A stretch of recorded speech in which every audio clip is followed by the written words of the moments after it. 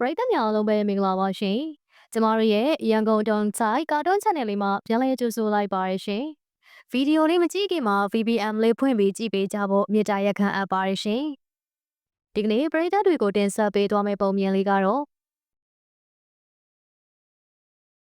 တခါတော့ကမြို့အပြင်ဘက်မှာအနီသားဆိုတဲ့အမျိုးသမီးတယောက်နေထိုင်ပါတယ်။သူမပင်ပင်ဆိုင်လေးဖွင့်ထားတာပါ။ရက်ကွက်ထဲမှာရှိတဲ့သူရဲ့အဝတ်စားတွေကိုသူမမိဖို့တိုင်ပေးပါတယ်။သူရဲ့မိသားစုဝင်တွေကတော့ရက်ခွက်တီရက်ခွက်မှာယောက်ျားမက်လေးနဲ့သားလေးတို့ပဲဖြစ်ကြပါတယ်။သူမယောက်ျားဖြစ်သူကတော့စက်ယုံတယုံမှာအလောက်ကျန်းတွေကိုလုံနေရသူတို့ဖြစ်ပြီးမက်လေးကတော့ရက်ကွက်ထဲကစက်ယုံတယုံမှာအဆောက်အနေနဲ့အလုံးလုံးကိုင်းပါတယ်။အနီတာကိုယ်တိုင်လည်းမိဖို့တိုင်နေတဲ့အလုပ်လေးလုပ်ပေးနေကြတာ3နှစ်တောင်ကျော်လာခဲ့ပါပြီ။ဒါကြောင့်ရက်ကွက်ထဲမှာရှိတဲ့သူတော်တော်များများနဲ့သူမလည်းရင်းနှီးကျွမ်းဝင်နေခဲ့ပါတယ်။ကဲအနီတာရေလာပြီလားငါနဲ့ကိုပဲစောင့်နေတာဒီမှာအဝတ်တွေကပုံနေပြီးရှူသွားဒီနေ့အဝတ်စားတွေကိုအမြန်လေးလာပို့ပေးသီလားငါတို့ပါတီပွဲတစ်ခုလည်းသွားစီရရှိသေးတယ်အမြန်လေးလာပို့ပေးလိုက်နော်ဟုတ်ကဲ့ကောင်းပါပြီမစောရင်ပါနဲ့ကျမဒီနေ့ဆော့ဆော့လေးလာပို့ပေးလိုက်မယ်နော်အေးအမြန်လုံးနေနဲ့မိဖို့တွေပါတွေကတ်မိသွားအောင်မယ်တတိထားပြီးတော့လို့အော်အမရဲ့ဒီလိုဖြစ်စီရလားဒီနေ့အထိတခါမှမဖြစ်ခဲ့တဲ့ကိစ္စပါပဲကျမတသေးတခြားဂယူဆိုင်ပါမယ်သူမပြောပြီးနောက်မှာတော့အထောက်ကြီးယူပြီးဆိုင်ကိုပြန်လာခဲ့လိုက်ပါတယ်အနီတာကရက်ခွက်ထဲမှာနာမည်ကြီးပါပဲဒီလိုအလုံးလုံးနေတဲ့သူကတော့သူမတယောက်တည်းပဲရှိပါတယ်ရက်ကွက်ထဲမှာရှိတဲ့အိမ်တိုင်းကအဝတ်စားတွေကိုသူမမိဘူးတိုက်ပေးပါတယ်ဒီလိုနဲ့အချိန်တွေကုန်ဆုံးသွားခဲ့ပြီဒီမှာတော့ဒီမှာနားထောင်ပါအောင်ရှင်ကျမသားအငယ်လေးကလည်းအခုဆိုရင်အရွယ်တစ်ခုရောက်နေပြီသူ့ကိုလည်းလက်ထပ်ပေးရမှာပေါ့သူလည်းလက်ထပ်ရမယ့်အရွယ်ရောက်နေပြီလေရွာအကူကကျမကိုဖုန်းဆက်ပြီးတော့ပြောတယ်သူတို့ရွာမှာအရန်အဆင်ပြေတဲ့ကောင်းမလေးတယောက်ရှိတယ်မိန်းကလေးကကြော်တယ်ချောလဲချောတယ်အရန်လဲတော်တယ်ဆိုပဲသူ့ရဲ့နာမည်ကရာသားတဲ့အဲ့ဒီမိန်းကလေးဆိုရင်တော့ကျမသားလေးနဲ့တင့်တော်လိမ့်မယ်ကောင်းပြီလေတင့်တော်ရဲ့မိန်းကလေးတယောက်တွေ့တယ်ဆိုတော့ရှေ့ဆက်စကားပြောလိုက်ပေါ့ကောင်းလိုက်တာတိတ်မကြခင်အင်ကိုငါ့ရဲ့လင်ညီမရောက်လာတော့မယ်သူရောက်လာလို့ရှင်တော့ငါအထွက်လဲစကားပြောဖို့အဖော်တယောက်ရသွားတာပေါ့ဒီလိုနဲ့အချိန်တွေကုန်ဆုံးသွားခဲ့ပြီးတရားမှာတော့ရွာမနေထိုင်နေခဲ့တဲ့မိန်းကလေးသူ့ရဲ့မက်လေးနဲ့လက်ထပ်ပြီးချွေမအနေနဲ့အင်ကိုရောက်ရှိလာခဲ့ပါတယ်ရာသားကလှတာမှတော်တော်လေးကိုလှတာပါသူမရဲ့ဝိုင်းဆက်နေတဲ့မျက်လုံးတွေချွန်ထက်နေတဲ့နှာခေါင်းနဲ့လှပလောနဲ့နှာခမ်းနေရဲနေတဲ့ပါမမို့လေးတွေသူမရဲ့စပင်အရှိကြီးဘဲသူမဆိုသူမကိုကြည့်လိုက်ပြီးဆိုတာနဲ့ချော်လွန်လို့မချီကျူတဲ့သူတရားမှမရှိပါဘူးရာသားအိမ်ကိုရောက်လာတဲ့အတွက်ကြောင့်မလို့အနီသားလည်းတော်တော်လေးအကူညီရသွားခဲ့ပါတယ်အိမ်လုံးတွေအားလုံးကိုလည်းသူမဝိုင်းကူညီလောက်ကိုင်းပေးရလေကြည့်ရမှာတော့အမရေရော်ဒီမှာလက်ဖေးလေးတောက်လိုက်ပါအောင်ကျမအမအတွက်ဖြော်လာခဲ့ရပါကျေးဇူးအများကြီးတင်ပါတယ်ရာသားရဲ့နေရလေတကယ်တော်တော်လေးကောင်းတာပဲနော်လင်ဒီအိမ်ကိုရောက်လာတဲ့အချိန်ကစပြီးငါ့မညီမအရင်လေးတယောက်ရသွားသလိုကိုခံစားရတယ်ငါ့ကိုလည်းအရန်ကြီးစိုက်ပေးတယ်ဒီအချိန်မှာပဲရက်ကွက်ထဲမှာနေထိုင်နေတဲ့အမျိုးသမီးတစ်မျိုးကိုအိမ်ကိုရောက်လာခဲ့ပါတယ်။သူကတော့အဝတ်စားတွေမိဖို့တိုက်ထားတဲ့အတွက်ကြောင့်မလို့ရာသားကိုပတ်စံလာပေးရပါ။အိမ်မှာရှိနေတဲ့လင်ကြီးမဖြစ်သူကိုတွေ့သွားတော့ဟဲ့ဒါဘာတူလဲ။သူလားကျမရဲ့လင်ကြီးမပါ။ကျမမက်လေးရဲ့မိန်းမလေးသူတို့လက်ထပ်ထားတာတိတ်မကြသေးဘူး။အဲဒါကြောင့်သူ့ကိုရက်ကွက်ထဲမှာတိတ်ပြီးတော့မတွေးလို့မသိတာ။အော်ဟုတ်လားနင်းရဲ့လင်ကြီးမလား။အမလေးဟဲ့နင်းမလေးကတော့ကန်ကောင်းလိုက်တာ။နင်းရဲ့လင်ကြီးမတကယ်တော်တော်လေးကိုချော်မော်လှပတာပဲ။ဟုတ်တာပေါ့ရှင်သူကကျမရဲ့ညီမလေးလိုမျိုးပဲလေတကယ်ချောတယ်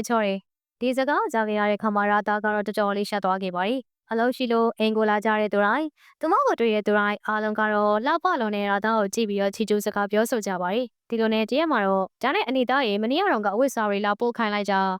နင်းရဲ့လင်ကြီးမလားဟုတ်တယ်သူကကျမရဲ့လင်ကြီးမပါသူရဲ့နာမည်ကရာသားတဲ့ကျမမက်လေးရဲ့မိန်းမအော်အေးအရင်တော့တခါမှမတွေ့ဘူးတော့ငါတို့အသေးချာမသိပါဘူးနင်းလွတ်လိုက်တယ်လို့ပြောတော့မှငါလည်းအဝတ်စားတွေကိုယူထားလိုက်တာဒါနဲ့ပြောရအောင်မဲဟဲ့နင်းရဲ့လင်ကြီးမတကယ်တော်တော်လေးချောတယ်နော်တည့်ရဲ့ပုံစံကတော်လေးလာတယ်ဟဲ့အရက်မောင်လေးလည်းအစင်ပြေအသားရောင်လေးကလည်းဖြူဖြူဖွဖွလေးမျက်နှာဝိုင်းလေးတွေနဲ့ဟုတ်ကဲ့ကျေးဇူးအများကြီးတင်ပါတယ်ရှင်အရင်တော့ဆိုရင်တော့သူရဲ့လင်ကြီးမဖြစ်သူအရန်ချောတယ်ဆိုတဲ့စကားတွေကိုကြားတဲ့ခါတိုင်းသူမဝမ်းသာပျော်ရွှင်နေခဲ့ပါတယ်ဒီတစ်ခါမှာတော့သူမပထမဦးဆုံးအကြိမ်တော်တော်လေးစိတ်ထိခိုက်သွားပါတယ်အားငယ်တယ်လို့လည်းခံစားလိုက်ရပါတယ်သူလည်းအဲ့ဒီအချိန်မှာအဝတ်စားတော့ကိုယူပြီးထွက်လာခဲ့လိုက်ပါတယ်အတိတ်ပဲမရှိလိုက်တာတွေ့ရတဲ့သူတိုင်းငါနဲ့စကားစပြောပြီးဆိုတာနဲ့သူ့အကြောင်းကြီးပဲပြောနေကြတယ်ချောရလာတယ်ဆိုတာတော့ဟုတ်ပါတယ်ဒါပေမဲ့အဲ့လောက်ထိလည်းမဟုတ်ပါဘူးငါကရောမလှလို့လားသူ့ထက်တော့ရှော့မနေပါဘူးနေပူကျဲတဲ့ကြီးမှာအလုပ်တွေပြမမှန်လုပ်နေရတယ်မိသားစုကိုရှောက်ဖွေကျွေးဖို့အတွက်ရုန်းကန်နေရတယ်ဆိုတော့ငါလည်းအသားနဲ့မဲသွားတာပေါ့ဒါငါအပြစ်မှမဟုတ်တာဘဝပေးအခြေအနေကြောင့်လေလက်ထပ်ပြီးကစားတော့ကဆိုလို့ရှင်ငါလည်းတော်တော်လေးလှတာပဲအင်္ဂလာကျော်စင်ထက်တောင်လှသေးတယ်အနီတာကနောက်ပိုင်းမှာသူ့ရဲ့လင်ကြီးမပေါ့မနာလိုမောင်းကြည့်လာခဲ့ပါတယ် လူတွေကလည်းအမြဲတမ်းလင်ညီမဖြစ်သူကိုပဲချီးကျူးနေခဲ့ကြတာကိုအမှန်တကယ်မှာတော့အနီသားလည်းတော်တော်လေးချုံမောလှပတဲ့အမျိုးသမီးတစ်ယောက်ပါပဲတရက်နေပူတဲ့ကိုသွားလိုက်ပူလောင်နေတဲ့အလုပ်တွေကိုလုပ်လိုက်ပူပူလောင်လောင်နဲ့မိဖို့တွေတိုက်နေရနဲ့ဆိုတော့သူရဲ့မျက်နှာကညိုမဲသွားခဲ့ရပါအခုအနီသားကလည်းလှပလောနဲ့လင်ညီမကိုကြည့်မရပါဘူးကျမတို့ရဲ့ဗီဒီယိုလေးကို like and subscribe လုပ်ရသေးဘူးဆိုရင်တော့လုပ်ပေးသွားဖို့တောင်းဆိုလိုက်ပါစေရှင်ဒီရမှာတော့ဒါဘလို့ဖြစ်တာလဲချွေးမလေးရဲ့အခုချိန်ထိအိမ်နေတယ်နင်အလုပ်မသွားဘူးလားနင်ဆိုင်သွားဖွင့်ရအောင်မယ်လေဆိုင်သွားပြီးမိဖို့လေးပါလေးတိုက်ရမှာပေါ့မသွားအောင်အမေရဲ့ကျမအရန်ကိုပင်ပန်းနေခဏလေးနားယူခြင်းနဲ့အခုကျမလအနေငယ်လောက်အိမ်မှာအနားယူမယ်အိမ်ကအလုပ်တွေအားလုံးကိုကျမလုပ်ပေးမယ်ထမင်းဟင်းချက်မယ်အဝတ်လျှော်မယ်အိမ်သက်ရှင်လုပ်မယ်အမေရဲ့အချစ်ဆုံးချွေးမလေးကိုပဲမိဖို့သွားတိုက်ခိုင်းလိုက်တော့ဒီလုပ်တွေအကုန်လုံးကျမလုံနာနေကြတာအရန်ကိုပင်ပန်းနေပြီအခုတို့ခိုင်းကျမတရက်နေပူရဲထွက်ပြီးတော့အပူထဲမှာအလုပ်လုပ်နေရတာဒါပင်ပန်းနေ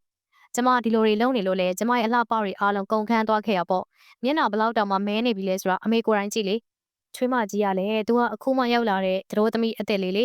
ချွေးမအသက်လေးကိုဒါရီတော့ခိုင်းတော့ကောင်းပါမလားရာသာပြောနေတဲ့စကားတွေအားလုံးကြားသွားခဲ့တဲ့အတွက်ကြောင့်မို့လို့လာပြောလိုက်ပါရီရပါတယ်အမေရဲ့ကိစ္စမရှိပါဘူးကျမတယောက်လုံးရှိနေရပဲကျမကြီးတော့ပေးမယ်လေအရီတရားဆော့ပြီးရာသာကဆိုင်သွားပြီးတော့မိဖို့တိုက်တဲ့အလုပ်ကိုသူမကိုယ်တိုင်လုပ်ပေးခဲ့ပါရီအနီတာကအိမ်မှာပဲအေးဆေးနေပါတယ်အိမ်အလုပ်တွေကိုလည်းသူမအမြန်ဆန်ပဲလုပ်ခဲ့ပါရီအားတဲ့အချိန်တွေမှာတော့သူမအိမ်မှာပဲအနားယူနေလို့ရပါတယ်ရာသာကတော့အိမ်မှာအေးအေးဆေးဆေးထိုင်နေလို့မရတော့ပါဘူးတရက်အပြင်ဝင်သွားပြီးသူမမိဖို့တိုက်ပေးနေခဲ့ရပါတယ်အချိန်တွေလည်းအရန်ကုန်ပြီးပြန်လဲပင်ပန်းပါတယ်သူမအခုလိုပင်ပန်းနေအောင်ကိုတွေ့ခဲ့ရတဲ့အခါမှာအနီတာဝမ်းသာပျော်ရွှင်သွားပါတယ်ရာသာကပြေးရည်ခြင်းမရှိဘူးအရန်ကိုတွာလာလွန်ပါတယ်တရက်အလုံးသူမဆိုင်မှာမတက်ရက်ပြီးမိဖို့တိုက်ပါတယ်အိမ်ပြန်လာပြီးဆိုတာနဲ့အိမ်အလုပ်တွေကိုလည်းသူမဝိုင်းဝန်းကိုကြီးလောက်ကင်ပေးပါသေးတယ်အနီတာအခုဆိုရင်တော့အပြင်းကျော်ထူလာပါပြီအိမ်အလုပ်ကိုတော့မှသူမမလုပ်ချင်တော့တဲ့အတွက်မလုပ်တော့ပါဘူးဒါကြောင့်ရာသာအလုပ်ပြီးလို့အိမ်ကိုပြန်လာပြီးဆိုတာနဲ့အိမ်အလုပ်တွေအားလုံးကိုလည်းသူမလုပ်ရပါတယ်ရက်တွေအများကြီးကုံဆုံးသွားခဲ့ပြီးဒီရမှာတော့ရာသာအခုတလောနင်းပဲအိမ်မှာအဝတ်တွေလာယူတယ်လာပို့တော့လဲနင်းပဲမိဖို့တိုင်နေရလဲနင်းပဲလားနင်းရဲ့လင်ကြီးမရောဘယ်ရောက်သွားလဲတော့မတွေ့ရတော်လေးကိုကြားနေပြီနော်သူဘာလုပ်နေလဲဟုတ်တယ်အမမအားဘူးလေခလေးကလည်းအသက်9နှစ်ဖြစ်နေပြီဆိုတော့အမေနာမှာပဲအမြဲတမ်းကပ်နေချင်တာခလေးကြည်ကြတဲ့အခါကျတော့အမလည်းခလေးနာပဲနေရတယ်အိမ်အလုပ်တွေအကုန်လုံးကိုလည်းအမပဲလုပ်တာပ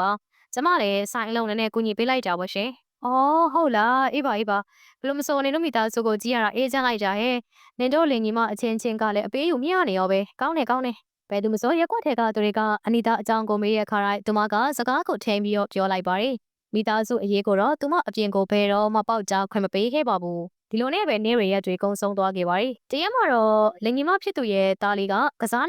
နေနဲ့အတော်ဖြစ်သူရဲ့ဆိုင်နာကိုရောက်လာခဲ့ပါတယ်အဲ့ဒီအချိန်မှာရာသာကတော့ရက်ွက်ထဲမှာရှိတဲ့အိမ်တဲမှာအဝတ်စားတွေကိုသွားပေးနေခဲ့ပါတယ်ခလေးငယ်တွေကတော့ဆိုင်ရှိမှထိုင်ပြီးတော့စောနေပါတယ်သူရဲ့ခေါင်းပေါ်တက်စပွဲပေါ်မှာတော့မီးသွေးတွေအပြည့်ထည့်ထားတဲ့မီးဘူးတစ်လုံးထပ်ထားပါတယ်ခလေးစောက်ကစားနေနဲ့ခုံကိုတိုင်းပြီးသွားခဲ့တဲ့အခါမှာထပ်ထားတဲ့မီးဘူးခလေးရဲ့ခေါင်းပေါ်ကိုပြုတ်ကျတော့မယ့်အချိန်မှာပဲရာသာအမြန်ဆုံးရောက်ရှိလာခဲ့တဲ့အတွက်သူမတွေ့သွားပါတယ်ခလေးကတော့ဘာမှမဖြစ်ဘူးလို့ကင်းသွားတယ်ဆိုပေမဲ့မီးဘူးကသူမရဲ့ခြေထောက်ပေါ်ကိုပြုတ်ကျသွားခဲ့ပါတယ်မီးဘူးကြောင့်သူမခြေထောက်တော်လေးကိုဒဏ်ရာအပြင်းထန်ရရှိသွားခဲ့ပြီးနားလဲနာနေခဲ့ပါတယ်အနီတာအနောက်ကနေရောက်ရှိလာခဲ့ပြီးဒါရီအားလုံးကိုမြင်တွေ့သွားပါတယ်သူကခလေးလေးကိုအမြန်ဆုံးသွားဖတ်ထားခဲ့ပါတယ်အမလီသားရဲ့တော်သေးရပေါ့နင်ဘာမှမဖြစ်လို့နင်သားတခုခုဖြစ်သွားလို့ကတော့အမေရင်ကျိုးရကြီးရဲ့ခလေးရဲ့ဘာဖြစ်သွားသေးလဲအမေကလည်းသားဘာမှမဖြစ်ဘူးအဆင်ပြေပါတယ်အတော်ကသားကိုကယ်တင်ပေးလိုက်တာအတော်သာရောက်မလာဘူးဆိုရင်တော့သားဒီနဲ့သွားပြီပဲအတော်ရဲ့ခြေထောက်မှာတရားအကြီးကြီးရသွားတယ်နဲ့ကြွပါတယ်အမေရဲ့ကြည့်ပါအောင်အခုချိန်မှာအနီတာသူဘလောက်တောင်မှယွင်သွားလဲဆိုတာကိုသဘောပေါက်နားလေသွားခဲ့ပြီးနောက်တော့လည်းရနေခဲ့ပါတယ်ရာသားကသူ့ပေါ်ဘလောက်တောင်မှကောင်းလိုက်တယ်လေအမြဲတမ်းတီးခံပေးခဲ့အလုပ်တွေအားလုံးလည်းဝိုင်းကူညီလောက်ကင်ပေးတဲ့အပြင